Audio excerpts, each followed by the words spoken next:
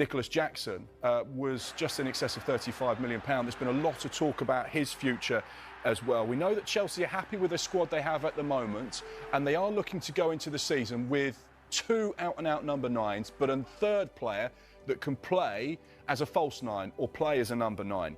João Pedro being one of them, Liam Delap being another. At the moment they have Nicholas Jackson. They also have Pedro Neto as well, who can play in that role. But there's been a lot of talk about Nicholas Jackson and his future at Chelsea. First things first, he's got 8 years left on his Chelsea contract. That's a great point. He has. 8 years. So Chelsea hold the cards, and they'll be saying, well, actually, for a player of this quality and this calibre, look at Hugo Ekitike, look at his record, look at what he's done. He's going to Liverpool for £79 million. So as far as we're concerned, Nicholas Jackson, who's been playing in a better league, in a tougher league, and scoring goals, actually, he's probably worth £80 to £100 million. So if Chelsea were to sell Nicholas Jackson... That's a lot of money. It's a huge amount of money, but you couldn't argue against that based on the market value for other players during this summer's window. Goodness. You could argue that Nicholas Jackson is a better player than Hugo Ekitike. He's played Premier League football. He's scored more goals. His record's been fairly solid at Chelsea. Last season, 10 goals in 5 assists in 30 games. The season before that was 14 goals in 35 games and 5 assists. 80 to 100 million, Mark. Hey. They're having a laugh. You having a laugh? They're having a laugh. Come on, surely. That's where they're at.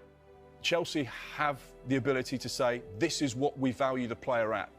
And if you've got teams from Saudi Arabia, teams from Europe, maybe other Premier League teams, and I'll tell you one of the other Premier League teams that have an interest in Nicholas Jackson, it's Manchester United. Then you're actually saying, well, you pay 70 plus for Rasmus Højlund, 80 million for Nicholas Jackson. That's not unreasonable. That's the market value for those types of players at that type of age at the moment. I wonder if Manchester United fans would think that was unreasonable. I bet they would. But there you go, that's crazy money. Possibly.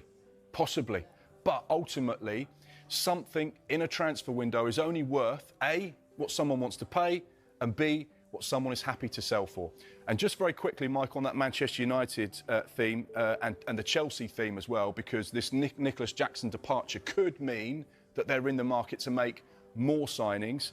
The likes of Xavi Simmons on their radar, Alejandro Garnacho also on their radar, Morgan Rogers at Aston Villa, also a player of interest, and Keenan Yildiz as well, another player they like.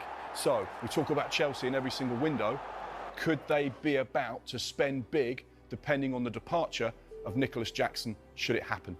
Going to be fascinating. This fills me with dread, but we've still got 42 days to go, and it takes less than 24 hours to make a deal happen. We could see a lot of deals between now and September the 1st. You know we will. Mark McAdam with all the transfer news. On Chelsea, on PSG, on many other clubs around Europe, and so let's jump into it. Chavi Simmons in the next days, in the next hours, is going to be important with movements happening. Well, here you have the movement. Chelsea have started working very strong on Chavi Simmons. And Chelsea started working on player side with positive contacts because Chavi Simmons is keen on a move to Chelsea. Chavi Simmons is attracted by the project, Chavi Simmons is tempted by this opportunity, and so Chelsea are really pushing for this chance to go for Chavi Simmons, so a really concrete possibility. Then what's going to happen there? Now, Chelsea are talking to the agents. From what I'm told tonight, nothing, but from tomorrow, talks will start also club to club. Chelsea, Leipzig, to try understand about the valuation. We have reports of 75 million euros for Chavi Simmons. My information is that the price is going to be below this. Also because Xavi has 2-year contract, he wants to leave, it's clear since May. I told you, exclusive story, May. Xavi Simmons wants to go, wants to leave, and that remains the case. So the price, in my view, will not be something around the 75 million euros. People in the industry expect it to be lower, and so let's follow the situation of Xavi Simmons. With Chelsea, with discussions to take place with Leipzig, with the player attracted by the project. Also important to say that for Chelsea, outgoings are also important, because, okay, they already had several offensive players. You remember, guys, I came here when they signed João Pedro and I told you, he's not going to be the last one. They want to add more offensive players. but obviously depends on outgoings. And Nkunku is a player who is going to leave Chelsea, Joe Felix is going to leave Chelsea, Sterling is going to leave Chelsea, for Nico Jackson there is the possibility. So outgoings are going to open the doors for these opportunities, including Chavi Simmons with Chelsea working on this deal and with a player keen on the move. All right, Jules, Shaka brought up Nicholas Jackson at Chelsea there. It was something we were talking about before the show because rumors were suggesting that Manchester United are monitoring him. What's the likelihood of that happening? Or